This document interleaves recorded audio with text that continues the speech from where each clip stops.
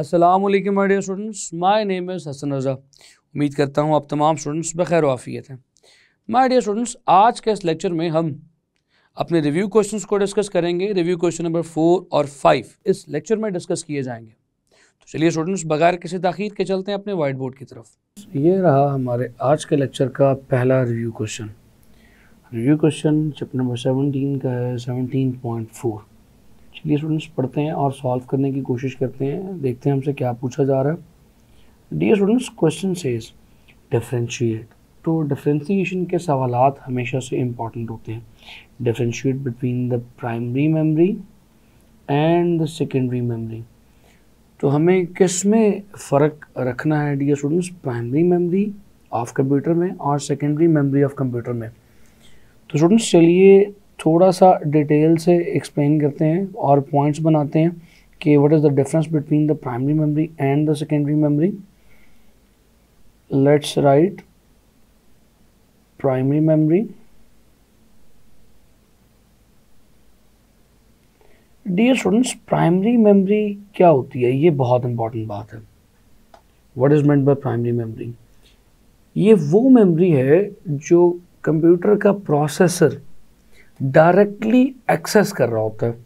For example, अगर आप computer पे कुछ काम कर रहे हैं, लेट्स से कुछ गेम खेल रहे हैं, कुछ डाटा प्रोसेस कर रहे हैं, किसी भी सॉफ्टवेयर पे कुछ कर रहे हैं, तो उस वक्त कंप्यूटर की वो मेमोरी जो यूज़ हो रही होगी वो प्राइमरी मेमोरी कहलाएगी। सो मैं ये कह सकता हूँ it is the main memory. ये मेन मेमोरी होती है हमारे कंप्यूटर की। It is the main memory. चलिए इसको पॉइंट नंबर 1 कह देते हैं। So let's write it point number 1। Students, main memory है और साथ ही जिस तरह से मैंने भी बताया, ये सीपीयू या प्रोसेसर जो है डायरेक्टली एक्सेस कर सकता है। तो इसी का सेकंड पॉइंट यूँ बना लेते हैं, directly accessed by processing unit. So चलिए लिखते हैं directly accessed by processing unit, यानी CPU या प्रोसेसर इसे डायरेक्टली यूज़ कर रहा होता है, डायरेक्टली एक्सेस कर रहा होता है। माय डियर स्टूडेंट्स, क्योंकि ये डायरेक्टली यूज़ हो रही होती है, that means it should be fast enough कि साथ ही साथ उसमें से डाटा रिट्रीव भी किया जा रहा हो और उसमें डाटा स्टोर भी किया जा रहा हो। यानी इससे डाटा हासिल जो किया जाता है और जो उसमें डाटा स्टोर किया जाता है, the process should be fast enough. इसीलिए primary memory is normally fast memory. It is easily accessible, जल्दी से इसे एक्सेस किया जा सकता है, और जो डाटा स्टोर करना हो या इसे रिट्रीव करना हो वो एक जल्दी और फास्ट वे में पॉसिबल है।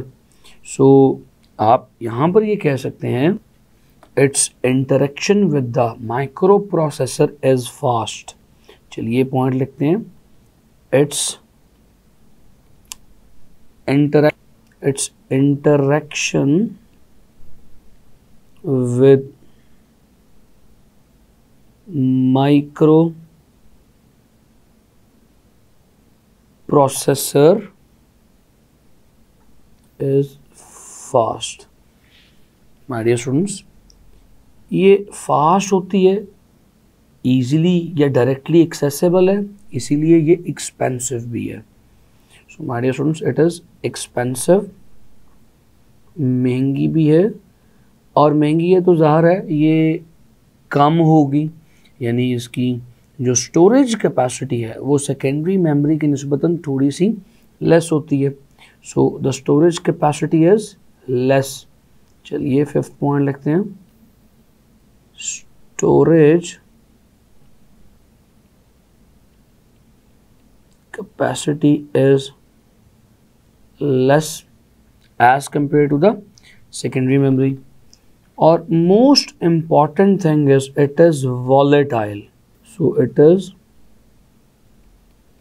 volatile in nature। volatile in nature से मुराद ये है कि डियर स्टूडेंट्स, जब तक आप इसे यूज़ कर रहे हैं तब तक इसमें डाटा स्टोर होगा। फॉर एग्जांपल अगर कुछ गेम खेल रहे हैं आप कंप्यूटर पे या कुछ प्रोसेसिंग कर रहे हैं, तो जब तक वो कर रहे हैं इसमें डाटा स्टोर होगा। ये डाटा को रिट्रीव भी कर सकती है, डाटा को राइट भी कर सकती है। लेकिन फॉर एग्जांपल अगर गेम खेलते खेलते या कुछ प्रोसेसिंग करते करते अचानक आपका लैपटॉप या कंप्यूटर शट डाउन हो जाए, बंद हो जाए, दोबारा ऑन करने पर वो गेम वहाँ से शुरू नहीं होगी, दोबारा ऑन करने पर वो सॉफ्टवेयर या प्रोसेसिंग वहाँ से शुरू नहीं होगी। दैट मीन्स वो जो कुछ भी आपकी प्राइमरी मेमोरी में स्टोर था, दोबारा रीबूट होने पे, रीस्टार्ट होने पर ख़त्म हो चुका है, उड़ चुका है, इसीलिए इसे वॉलेटाइल कहते हैं। तो माय डियर स्टूडेंट्स, इसके बरअक्स अब हम अगर बात कर लें सेकेंडरी मेमोरी की, तो चलिए कुछ पॉइंट्स लिखते हैं सेकेंडरी के ऊपर। सेकेंडरी मेमोरी को भी थोड़ा सा ज़रा डिस्कस कर लेते हैं। डियर स्टूडेंट्स, जो बातें आपने इस प्राइमरी मेमोरी के लिए पढ़ी हैं वही तमाम बातें ऑपोजिट या उलट होंगी सेकेंडरी मेमोरी के लिए। तो सेकेंडरी मेमोरी में it is not the main memory, it is the external memory. ये एक्सटर्नल मेमोरी है, एक्सटर्नल मेमोरी भी कह सकते हैं, इसके लिए एक और वर्ड भी यूज़ किया जाता है, it is the auxiliary memory. Students, ये ऑक्सिलरी का मतलब क्या होता है? ऑक्सिलरी का मतलब होता है हेल्पिंग, यानी ये वो मेमोरी नहीं है जो मेन है, यानी इसके बगैर गुजारा नहीं हो सकता, इसके बगैर गुजारा हो सकता है। यानी इस मेमोरी की जगह अगर कोई और छोटी डिवाइस आप यूज़ कर लें, ये सिर्फ डाटा को स्टोर करने के लिए, तो इसके बगैर गुजारा हो सकता है। ये सिर्फ डाटा को स्टोर करने के लिए इस्तेमाल होती है, जो आप बाद में कभी यूज़ कर लें। So it is external memory और द ऑक्सिलरी मेमोरी। तो my dear students, is it directly accessible by the processing unit? No, it is not directly accessible by the processing unit. Processing unit पहले इससे data निकाल के main memory में पहुंचाता है और फिर मेन मेमोरी से उस इंफॉर्मेशन को यूज़ करता है। सो हम सिंपली कह सकते हैं it is not directly accessed by processing unit। My dear students, इसके बाद जो थर्ड पॉइंट होगा वो बिल्कुल इसी तरह से ऊपर वाले थर्ड पॉइंट का ऑपोजिट होगा, क्योंकि ये डायरेक्टली एक्सेस नहीं की जा सकती। पहले इससे डाटा मेन मेमोरी में भेजा जाएगा, फिर उस मेन मेमोरी से डाटा को यूज़ किया जाएगा। My dear students, it should not be fast, its interaction should be slow. तो आप ये कहेंगे its interaction with the processor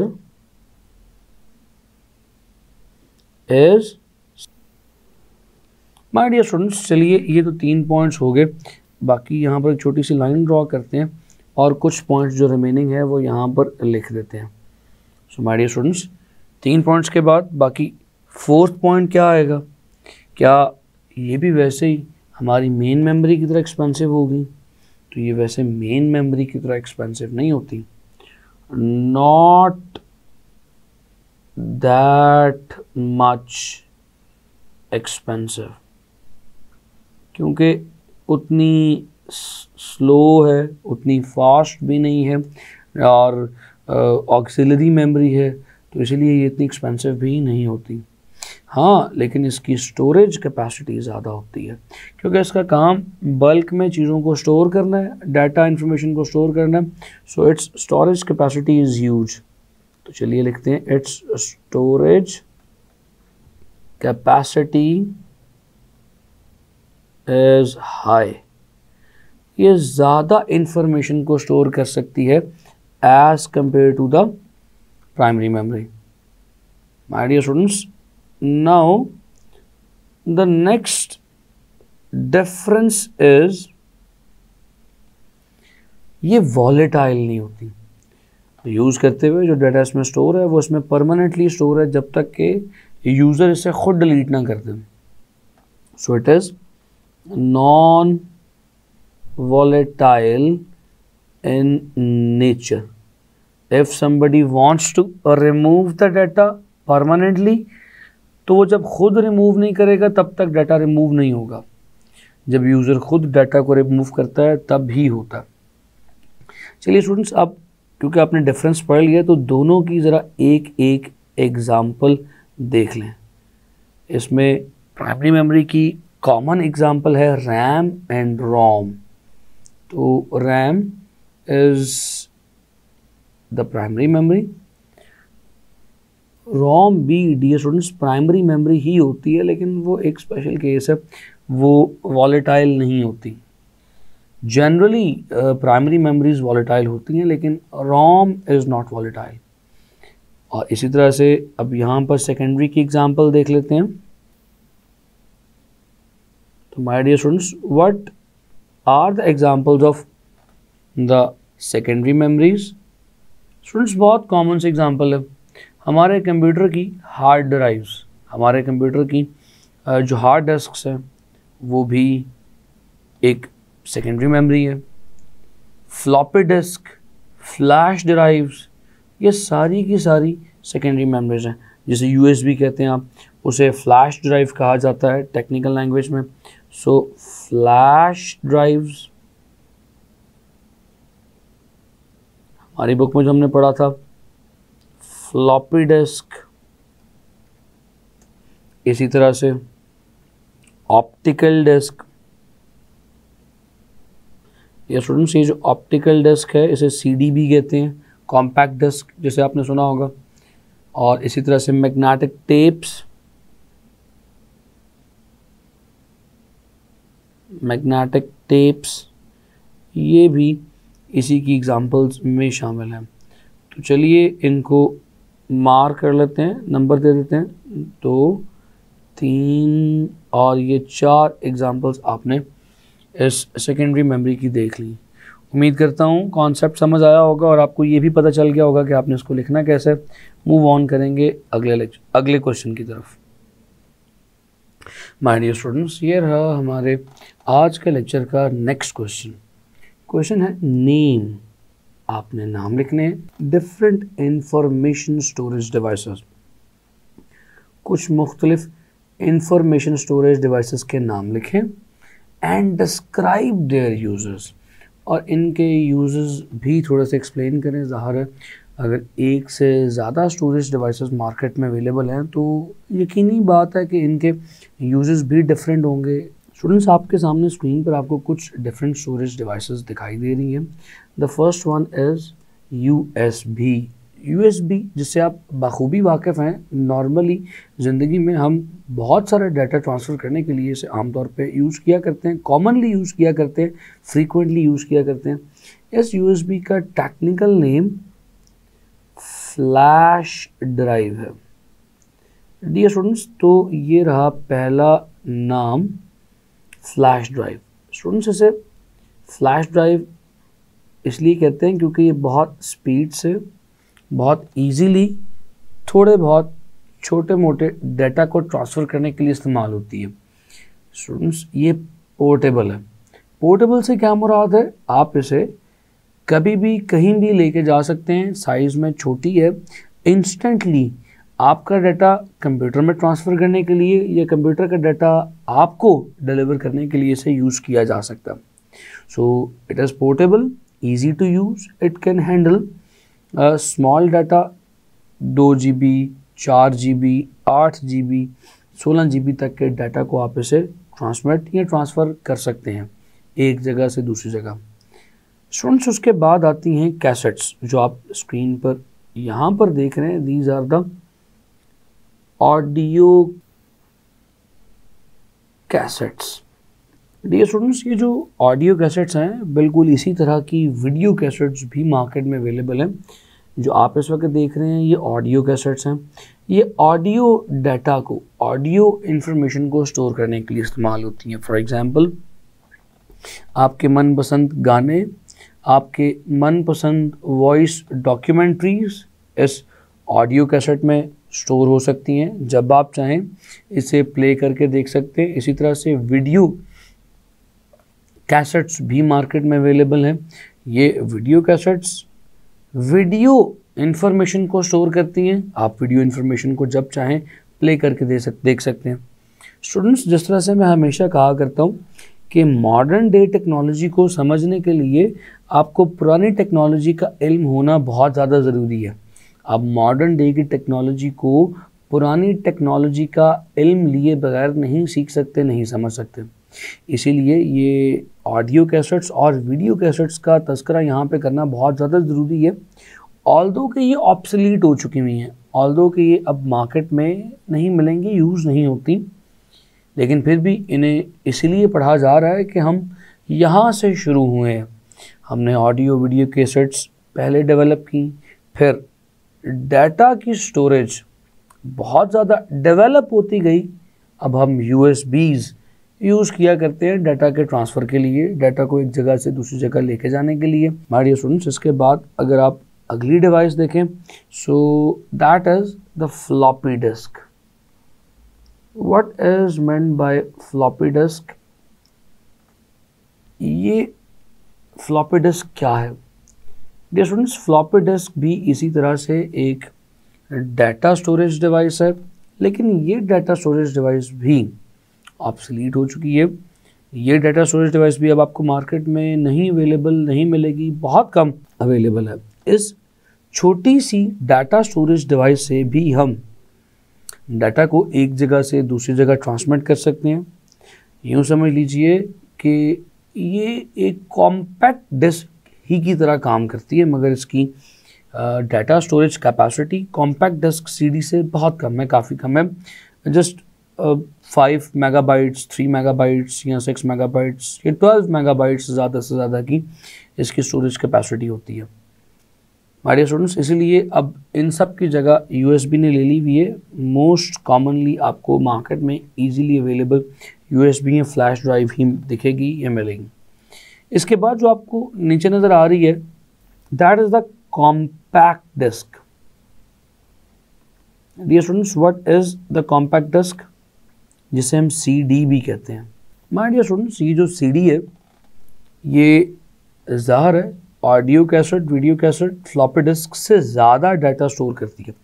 याद रखिए कि हमारी हमेशा कोशिश होती है कि वो डिवाइस इन्वेंट की जाए जो ज़्यादा से ज़्यादा डाटा स्टोर कर सके और जिसे यूज़ करना सबसे आसान हो।